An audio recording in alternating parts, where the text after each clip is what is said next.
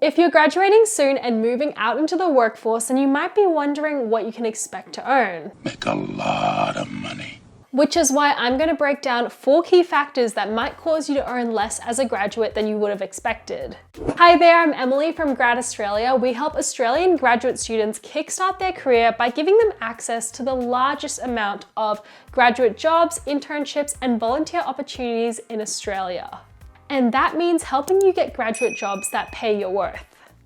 Now, to be brutally honest, the first thing that will affect your earning capabilities is your gender. What's wrong with that? So you're likely familiar with the gender pay gap, which is the difference between women's and men's earnings. But interestingly enough, the evidence of the gender pay gap is even more prevalent when you're looking at graduate roles. For example, the 2020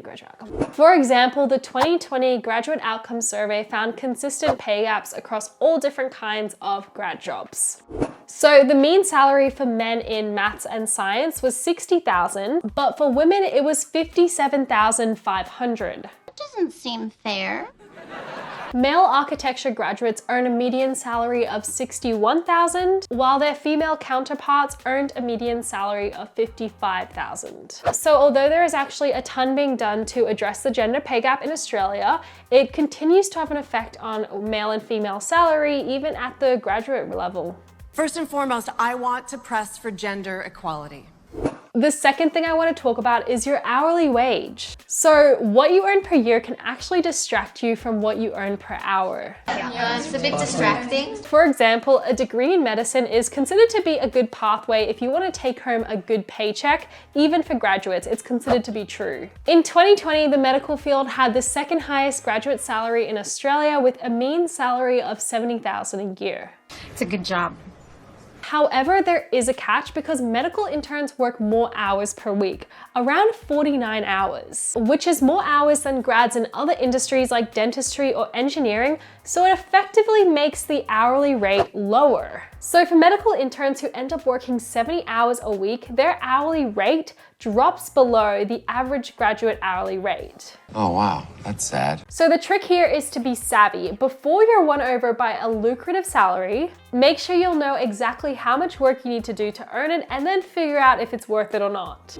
Third up is the fact that graduate salaries are declining relative to overall average pay in most industries. So determining a benchmark salary in any industry is complicated because the salary tends to shift depending on the employee's gender. Life isn't fair. To get around this, statisticians tend to use the male average weekly earnings as a comparison benchmark because it is typically higher and represents the overall average if gender pay equity is achieved. So unfortunately, a historical review has found that graduate salaries are decreasing over time. But I mean, look at the salary. So this shows us that salary growth has actually benefited experienced employees more than graduate employees, whose salaries demonstrate more sluggish wage growth. And the last thing I want to say is that additional training is often required before your salary takes off. You just need more practice. Architecture graduates know that they can't call themselves architects until they finish their masters, and medical graduates know that they're not really doctors until they finish their internship. You're good, but you're not good enough. Then their residency, and then their specialist training.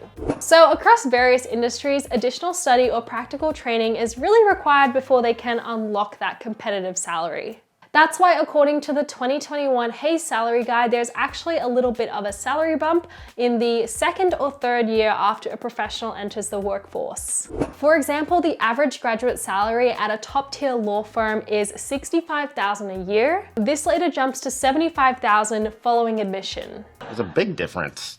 Another example is that the average salary for a graduate mining engineer in Western Australia is $107,000. This jumps to $137,000 once they've got more professional certifications. So whether it's your gender, the hours you need to work, or the extra training you need before your salary kicks off, I hope this has given you a better understanding of what salary you can expect as a fresh graduate in Australia. And if you guys are looking for graduate opportunities, then go to Grad Australia. The link is in the description, and we have hundreds of graduate opportunities that you need to check out. You get unlimited free applications, and you can also custom tailor your search to make sure that you're only seeing job opportunities that really suit you. Oh, and by the way, if you're interested in working at a startup after uni, then make sure you go and check out this video here because I'll run you through what Australian startups are paying fresh graduates. See how convenient that is? You can just click right here to watch the video and you don't even have to get out of your seat.